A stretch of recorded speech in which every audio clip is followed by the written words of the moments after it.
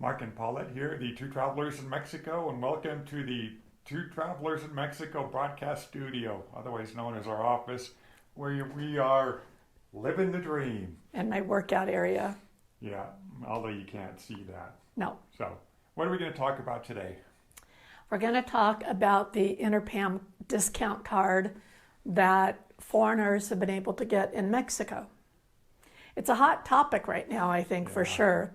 And one of my friends, one of our /friend subscribers, Callie, who's thinking about moving here, is really interested in what's going on with that, per one of my conversations with her. So Mark and I were looking into it to try to bring you as much updated information that we could find. As possible, because of late, the Inapam card has been difficult for people to acquire. Right, and, exactly.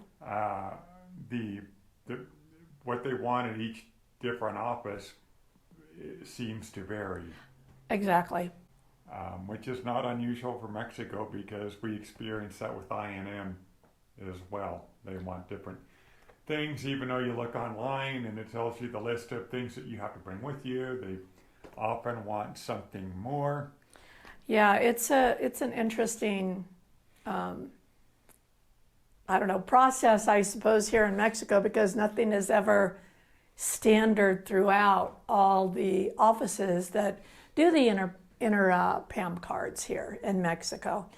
But the Inapam card was given to temporary and permanent residents, foreigners, immigrants, whatever you want to call us, here in Mexico.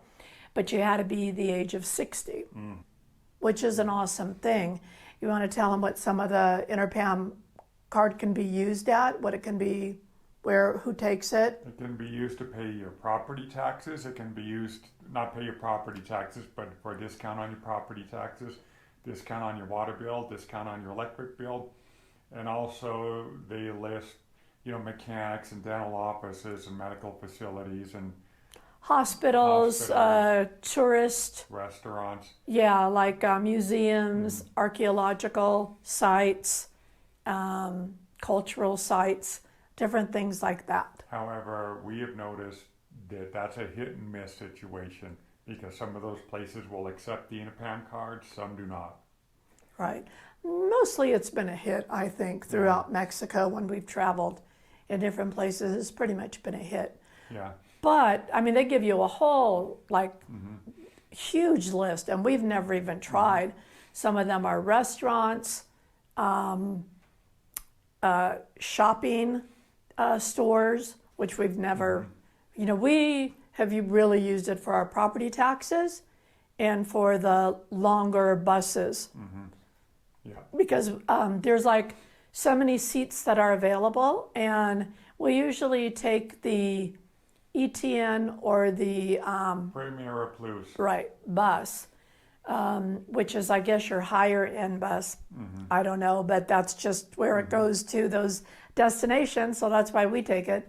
And they usually offer, I know for sure I can speak on the Premier Plus, on that one, they usually have 6 seats available per bus that's leaving each hour or whatever. Yeah. And if you can't always find a seat on that, you can look for another time or just forfeit your discount if that's what you choose to do. Yeah. So let's get on to the spirit of this video. Yeah. And that lately, people that are temporary and even permanent residents have been having trouble getting the Inapam card. They go to the office, they say, oh, you have to be a citizen, you have to be a Mexican national to get it. Right. When I looked on the Inapam site, it only lists that you have to be a permanent resident of Mexico, but it also states that each office can set their own guidelines too. Even though it's a federal program, each office seems to be setting their own guidelines for this. Which nothing is standard throughout Mexico. Yeah. That's just the way it is. So somebody might go into Cancun, who's a permanent resident, and now be told, oh, I'm sorry, you have to be a citizen of Mexico before you can can get it, or you can go get nationalized and then come back and get it. Yeah. Some of them are requiring birth certificates, some of them are not. Some of them are requiring I always say it wrong. I say CURP number, CURP number. Some are requiring your RFC number along with that. Some are, usually it's always a utility bill. Right. Because they want to see where you're at. Right. Verify your address. Right. But I'm hearing over and over and reading. I was trying to get you more up-to-date information, but the stuff that I can find online is from 23 and 24.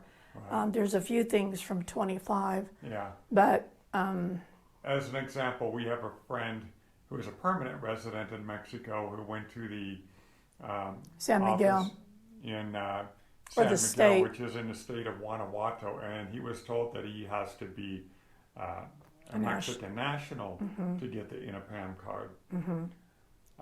Whereas the website clearly says that you can get an Inapam card with a permanent residency visa. And I think that's the problem. That's why people are getting upset, because what it states on the site is not what you are told once you go to the office.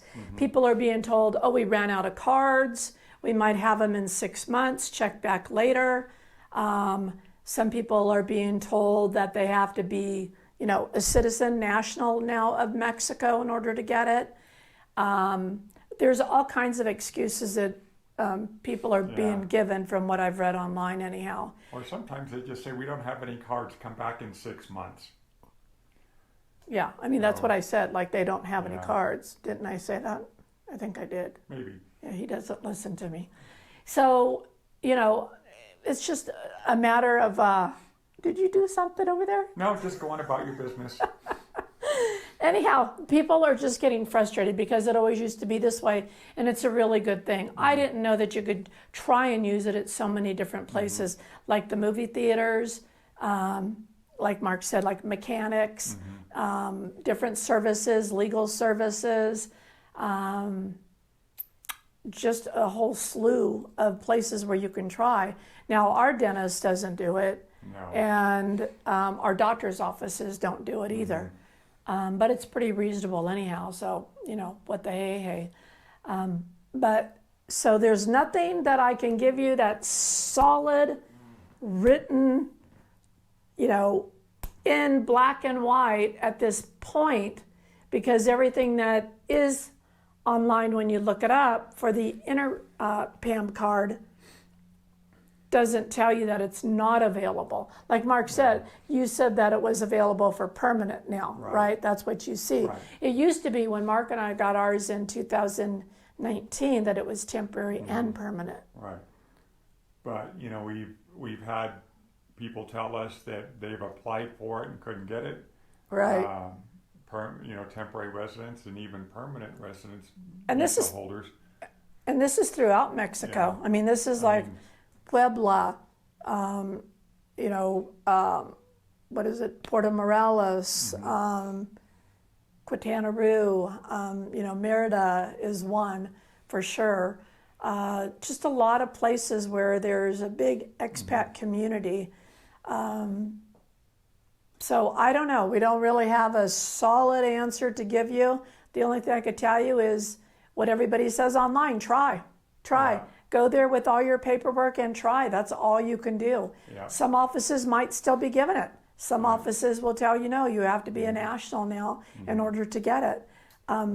So I would just say try. Oh, and one other thing that I'm reading online is saying that if for some reason you lose your card, it is very difficult to get it replaced. Yeah.